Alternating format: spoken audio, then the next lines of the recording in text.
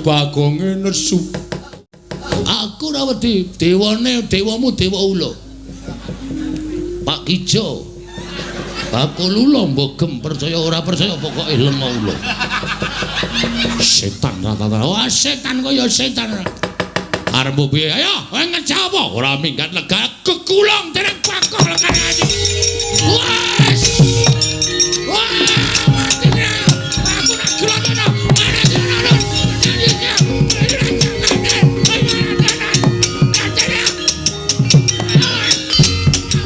Eh.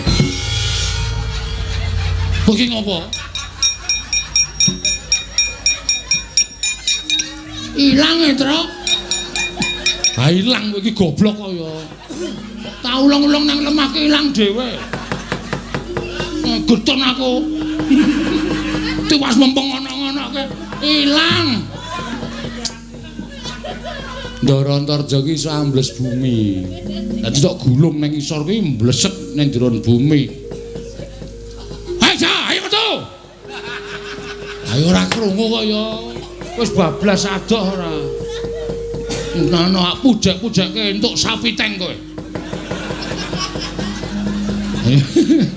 Wong ambles bumi dipujek-pujekke entuk sapiteng kesasar nang sarean kowe men gaduki mayit-mayit. Nesu tenan. Nesu tenan Bagong. Mangkel aku. Tak kapak-kapake ra wedi gregeten tak gulung. Wah sikep tak usek-useke. Untung dheweke ora nyembur. Tak bingkem cangkeme. Aku wis ngerti nek arep nyembur tak bingkem ora metu tak bingkem kok.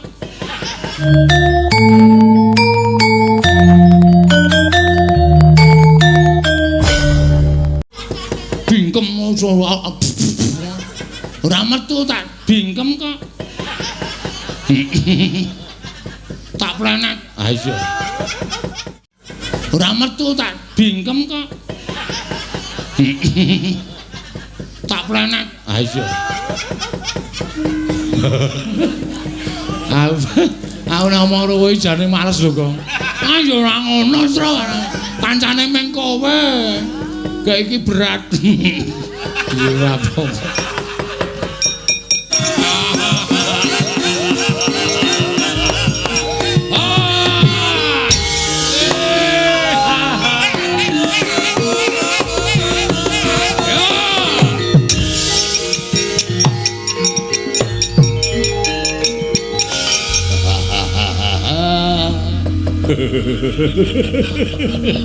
Aduh, aku wiwit didhawuhi dening Sinuwun Prabu Mandura.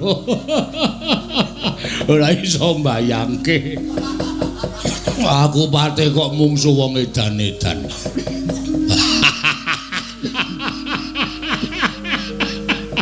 Oh, Petro, aku lek arep gelut karo kowe piye nek weruh rupamu aku guyu terus. Irung kok kaya sosis. Oh, hei. Wuntule bodong. Ndledek medun. Kaya dilinting munggah. Oh. Wah. Sing mburi kae malah marahi lara weteng aku. Cangkem kok kaya jogangan. Oh. Hei.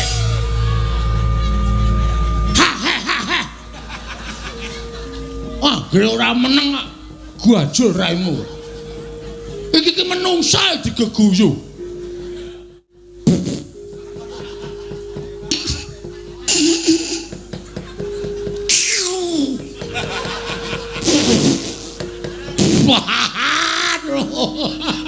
Bagonge nesu. Aku digetak.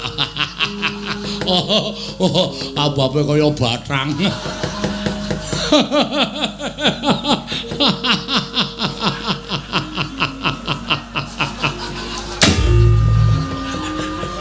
Lek golek sandal yo nendi? Aja dibuantem sandal ora.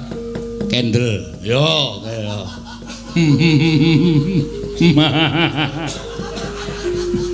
Sampeyan mriki ajeng napa?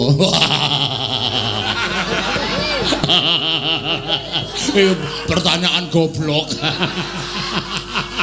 Oh, pitakonan goblok iki. Aku rene genah goleki kowe. Lah nggih. Terus napun tekan iki sampean ajeng napa? Lah, rak tenan to.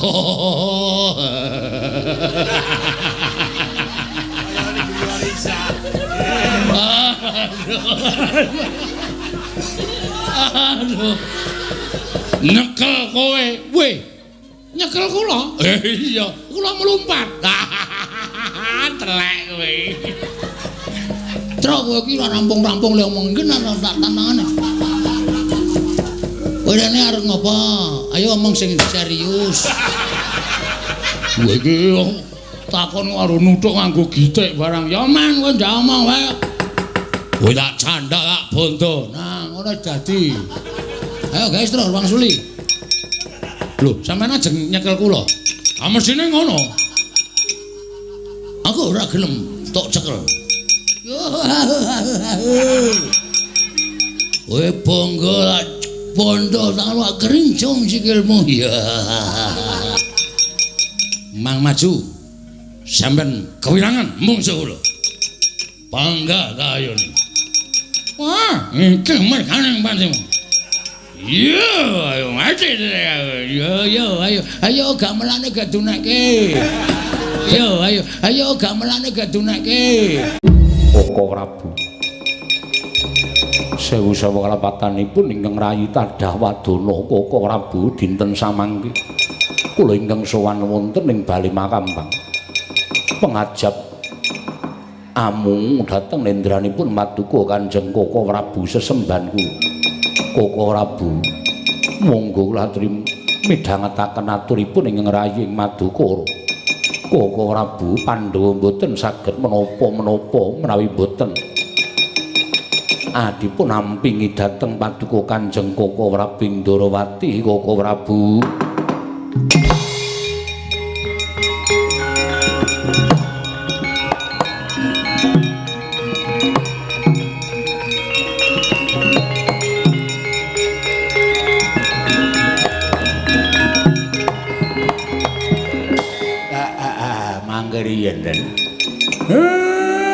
apa sampeyan paring pangandikan ngrepa dhateng ingkang raka.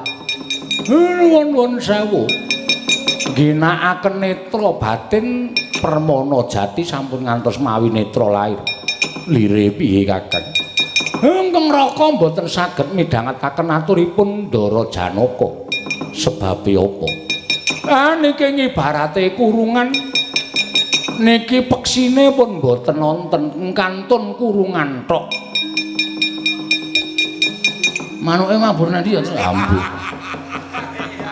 Semar iki nek omong ora cetha. Cah saiki radong Sasmita kandhange kelangan manuk mesti madodoyak-oyak. Tegesipun niki ming kantun raga. Sukmane ora ana, Ndara.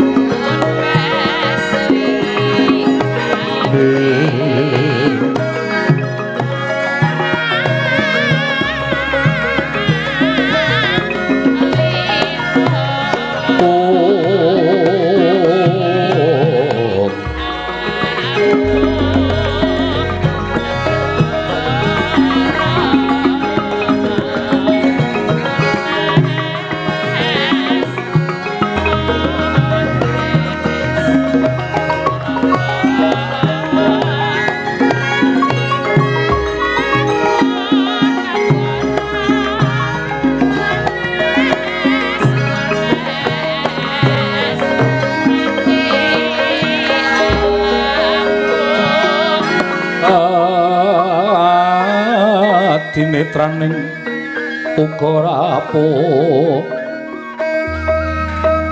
sabdaning kukila rengkane kara sakatar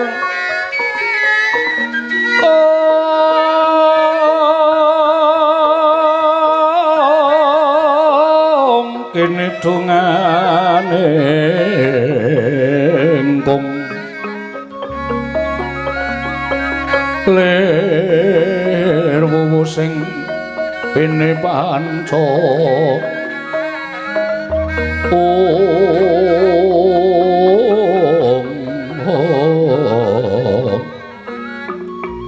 pepetoke ngayam wana merak mangguhing pagakan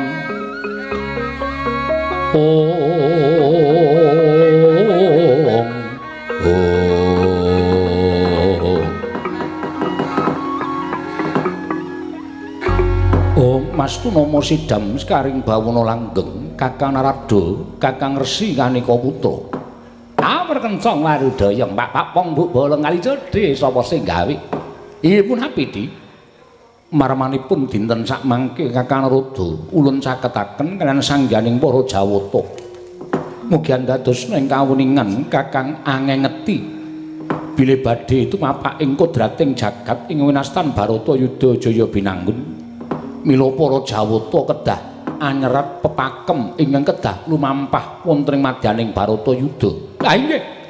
Jumbuh lan ngendika paduka ingkang sampun kula midhangetaken pinten-pinten dinten ingkang sampun kepengker bilih saya nyeketi tumapak ing perang ageng Baratayuda mila para Jawata kedah anggadhahi pepakem ing kedah linampan wonten ing madyaning Baratayuda. Mekaten Kakang.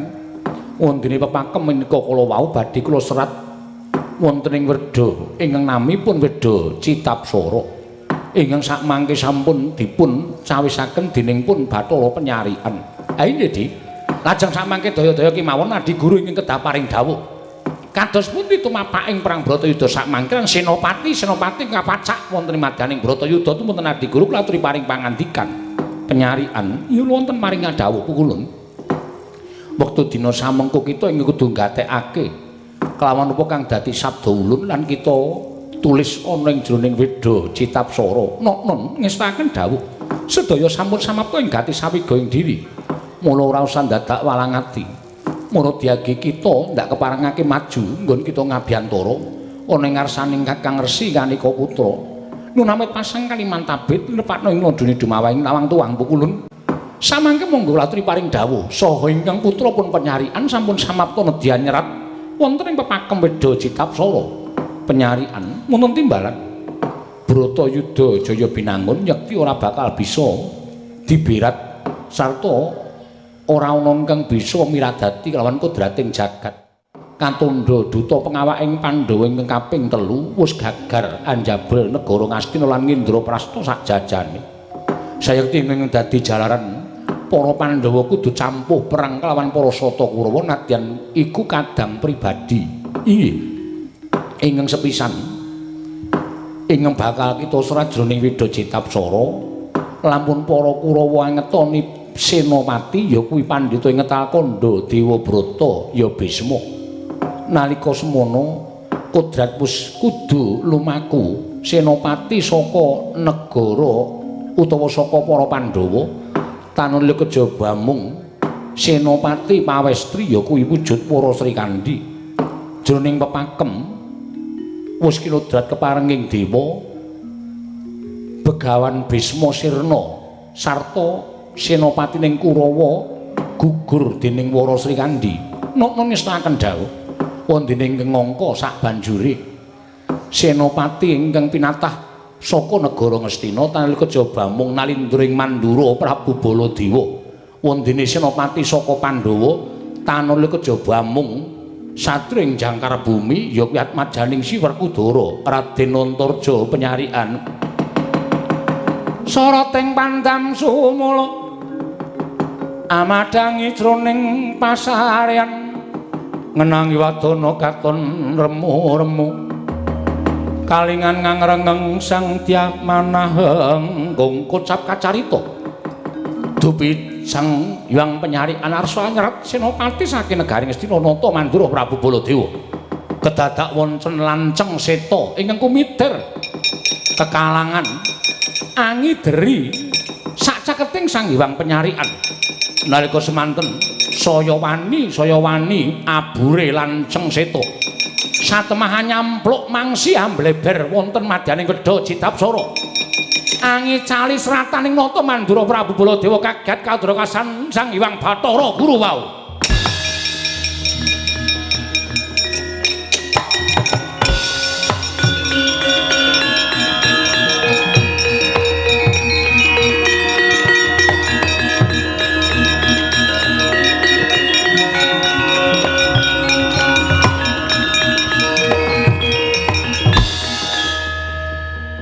Amen asang kaliman tabit pulun menika mboten saking pokal damelipun ingkang putrapun penyarian kita ora usah dadak rumangsa luput ulun wis ngerti sapa ta sejatine ingkang darbi pakarti ing kaya mengkono mara kita mapana ning pepungkuran ulun sadina maneh bakal ana titah ingkang sowan ngabiyantara ning ngarsa ulun penyarian.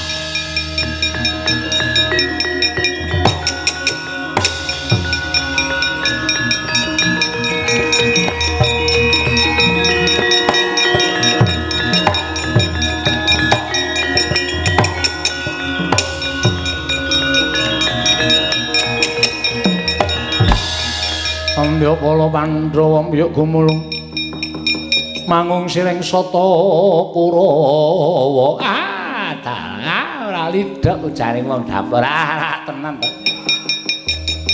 Lah apa tumane ngatasé ya kuwi beribraning jagat wujuding lanceng seta. Lah kok dadi ngene kuat munggah ning kayangan nek tanpa sesingloning wong kang darbi kekuatan sak dhuwuring titah semantah ora bakal kelakon. Narayana inggih kula pulun Sukma Wicara apa ta darunane dene jeneng kita darbe pakarti kaya mengkono pulun mugi dados ning ngawuningan ingkang badhe kaserat wonten madyaning Wedha Citapsara inggih menika nalindring Mandura mengsah anak kula pun Antarja samangke saenipun boten sisah dipun serat wonten ing telenging Citapsara lirik kepiye Kresna jalaran kodrat wis ora bisa diwiradati Nata Mandura tanana ingkang bisa nandhi kejaba mung satria ing jangkar bumi Antarja. Lamun kita darbe panyuwuning kaya mengkono apa kira-kira kita bisa murba kelawan Nata Mandura apa dene satria ing jangkar bumi Antarja. Menawi menika dawuh paduka pangadi pulun kula sendika.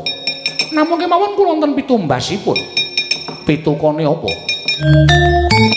Menawi paduka pulun pasrah dhateng ingkang wayah pun Narayana inggih pun Sukma Wicara. Supados sakmangke kula murba dhateng kawunanipun Kaka Prabu Mandura miwah Antarja anak kula. Menawi kepareng Citapsara kula suwun kinaya pepakem pathokanipun ingkang wayah pun Narayana anggenipun kula minangka dados pujangganing Bratayuda pukulun.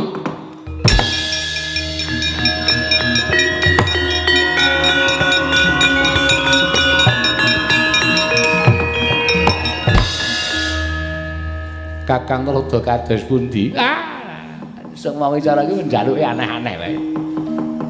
Monggo dipun basa ngasta paduka Adi Pramesti Bathara Guru. Narayana, iya wonten dawuh. Apa ingkang dadi panjaluk kita ulun udaneni. Nanging ulun uga njaluk pitukon. Pitumbasipun menapa? Gandeng jroning Bratayuda wis ora ana ing bisa bali urip meneh. aja kongsi kita tumindak ing ora prayoga Sekar Wijaya Kesuma ulun suwun monggo kula aturi nampi wangadi pungulun.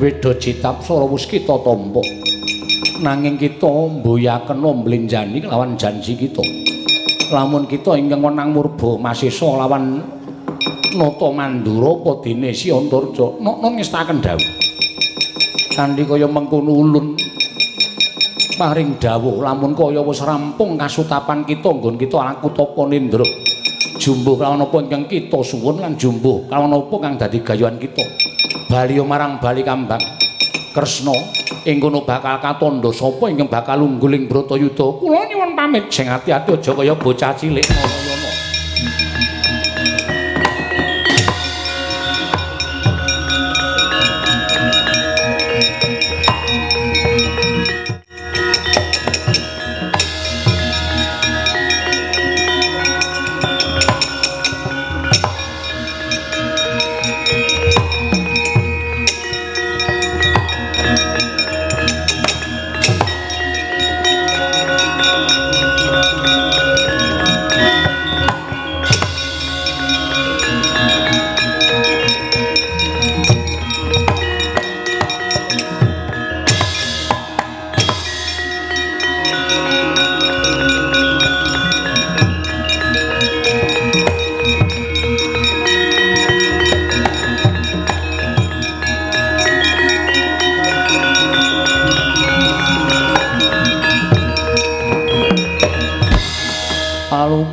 Lakuning lekas kula kita lena teng kidung Sukma langgeng Kakang Sukma Wicara kula ngupadihan panjenengan bot-bote nggonipun Kakang duwe rasa tresna kelawan kadang-kadang para Pandhawa nganti tak lewangi ketayalan ngupaya Weda Jitapsara pepakem Bratayuda ing pangajab bisa gawe srana ungguling Bratayuda para Pandhawa menapa sampun pikantuk damel Kakang Sukma Wicara pangestu pamujimu wis entuk gawe Sukma langgeng monggo kula dherekaken kundur wonten ing Bali Makambang pun Kakang ora nedya kundur saiki menawi boten purun kula peksa lho kok ngono monggo kula aturi kundur Kakang Sukma Wicara wonten ing raga panjenenganing mapan wonten ing Bali Kambang Kakang Sukma Wicara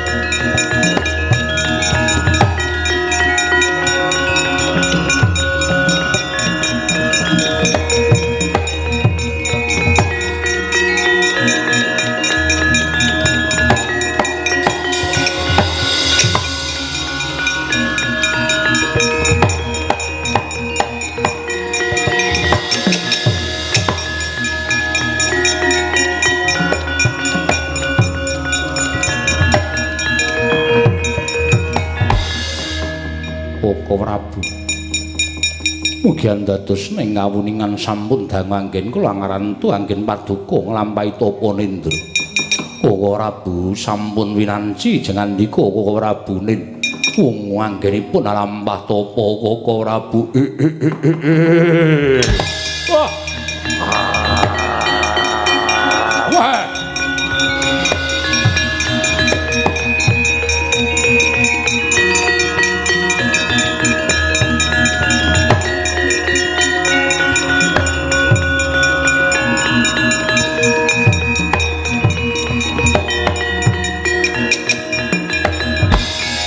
Narpa Kresna Tantulasa mring Sang Resi Jahnawi Suta Yai Haji sewu-sewu alamatanipun ingkang Raka Tadah Wadana ngantos anjalari paduka sak ngedang ketayalan rawuh wonten ing bali ambang Koko Prabu Pandhawa mboten badhe saged lumampah Pandhawa mboten badhe saged kumrimbyah astanipun menawi mboten saking maduka Kanjeng Koko Prabu. Mila sak mangke Koko Prabu kula suwun sampun ngantos tebih-tebih kaliyan para Pandhawa. Kedah tansah angampingi dhateng Pandhawa Koko Prabu. Wah, jlitheng kakangku. Aja nganti kowe lunga saka para Pandhawa. Iki wis nyaketi tumapaking perang gedhe.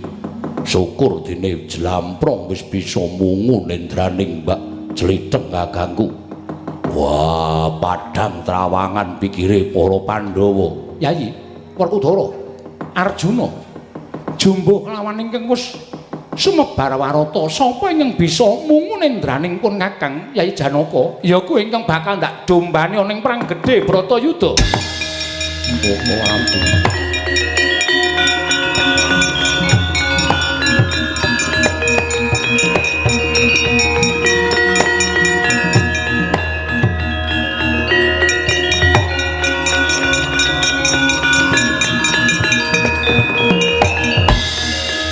Ngaturaken panuwun ingkang tanpa pepindhan. Ya Janaka. Mundura. Wonten menapa ana rembug ingkang bakal ndak rembug kelawan si Werkudara. Koko Prabu aturi paring dawuh. Kok sik to, mengko gampang. Nggih. Dara. Nggih. Nggone pun Kakang nglakoni tapa nindra iki sejatine mung gedhening rasa tresnaning pun Kakang lawan para Pandhawa. Gandeng pun Kakang wis bisa mangerteni ento perang Bratayuda ora bakal bisa diselaki tetep kudu lumaku. Wah, iya. Tumulipun Kakang nglakoni tapa nindra? Iya. Apa ta wigatine pun Kakang pun kepengin ngerti pepakem jroning Bratayuda ingkang wis diserat dening para Jawata. Lan ngerti ya? Weda Jitapsara wis ana ing tanganing pun Kakang. Pun Kakang ing mangerteni lumakuning kodrat lumampaking Bratayuda. Senopati sapa ingkang bakal maju lan mungsuhe sapa mengko pun Kakang wis ngerti. Wah, syukur yen to kaya mengkono. Werkudara. Nggih. Mara coba saya aku tak takon karo kowe. Kowe arep takon apa? Jroning pun Kakang sowan marang Sang Hyang Pramesti Bathara Guru nalika semana pancen pun Kakang tumindak ingkang ora sak mestine. Pun Kakang membo lanceng seta tumuli nyampluk mangsi ingkang kinarya nyerat Sang Hyang Penyarian ana ing jroning Jitapsara. Apa to sababe dene pun Kakang kudu tumindak kaya mengkono merga yen to nganti seratan kuwi mau serat ana ing Jitapsara sayekti Bratayuda ora bakal bisa rampung gedhe-gedhene Pandhawa kalah. Sebabe apa? Sebabe Siadi bakal tak paringi priksa. Sebabe merga senopati negara Ngastina ya kuwi Koko Prabu Baladewa. Lah senopati saka Pandhawa ya kuwi anakmu Si Antarja. Tumuli seratan kuwi mau kudu ilang merga ketumplakan mangsi ingkang tak sampluk nalika pun Kakang mujud lanceng seta. Iya. Dara pun Kakang entuk pangapura ning Sang Hyang Manikmaya nanging pun Kakang sinampiran kewajiban ingkang ora enteng. Kewajiban apa? Kewajiban pun Kakang kudu murba kelawan Koko Prabu Mandura lan Si Antarja anakmu. Mongko dawuhing Sang Hyang Jatimurti. Yen nganti iki mengko aku ora nglakoni tegese pun Kakang nyidra ing janji lan para Jawata. Pandhawa bakal tumpes jroning Bratayuda. Ora usah mbok kalang-kalang. Tegese piye? Apa ingkang kudu mbok tindakake? Antarja kudu dadi tabuk tawur kamenanganing para Pandhawa, tegese Antarja kudu mati Werkudara. Wah. Oh.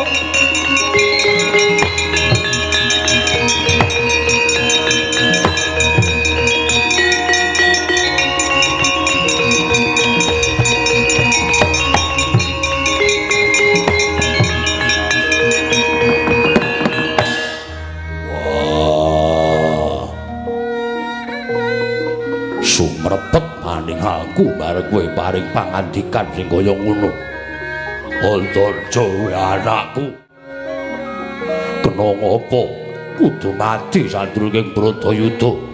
Bola-bali Antarja matur karo aku yen pengin dadi senopati, pengin labuh karo wong tuane. Nanging kena ngapa garising pesthi Antarja kudu kaya ngono? Werkudara, sik to. Sabar. Ya bener. Kowe tak kandhani ya jroning Bratayuda mengko kuwi kowe ora mung nemoni patine anakmu, ning bakal nemoni patine wong pirang-pirang. Ing sak temene kabeh mau nabet ana ing rasamu tegese wong-wong sing tresnani mengko bakal gugur ana ing Bratayuda. Kena apa kudu Antarja? Werkudara. Siji pesthi, loro jodho, telu tibaning wahyu kuwi diasta dening panguwasaning dat kang murweng dat. Menungso mung sak derma nglakoni. Digadang-gadang kaya ngapa? Sing jeneng anak kuwi saka tembung ana. Ana merga sing gawe urip. Dene kowe mung dititipi momong karo sing gawe jagat. Yen sing gawe jagat wis njaluk bali, kowe bisa bangga apa aku tak takon? Kelingan ora? Patine Stija Boma Narakasura, patine Samba, anak-anakku sing tak gadang-gadang kudu tekaning pati mergo aku weruh kelawan kodrat ing kudu lumaku kelawan si Setija apa dene Samba. Ning apa pun Kakang tau getuni? Apa pun Kakang tau gelo karo sing jeneng kodrat? Ora. Mergo aku mesti nampa karo kahanane. Aku nampa karo kahanan, aku nampa karo apa sing digareke sing gawe urip. Yen kowe ora nampa karo sing digawe sing gawe urip, apa kowe iki ngungkuli panguwasamu karo sing gawe jagat? Ora caturan. Oh.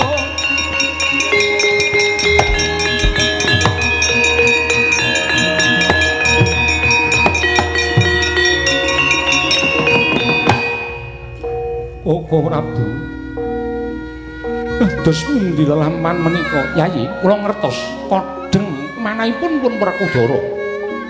Kula ngertos kados menapa gempalipun manahipun Werkudara nanging menika mangke badhe wonten tetamba sarana lumerek ing wanci. Sarana lumerek ing wanci. Kula suwun kanthi sanget Arjuna, nuwun paring adhawuh. Dandanana atine kadangmu tuwa. Aja mengkon Kakang dhewe. Yen kabeh dimbrokke pun Kakang, sapa sing bakal ngewangi nam-enam perkara iki? Yayaji, kula nyuwun supados Yayaji keparenga angareh-areh dhateng manahipun Werkudara. Kula badhe ngleksanakaken dawuhing Jawata. Dawuhing Jawata, Koko Prabu borong sailan botenipun lelampan menika dhateng paduka Kanjeng Koko Prabu. Oh.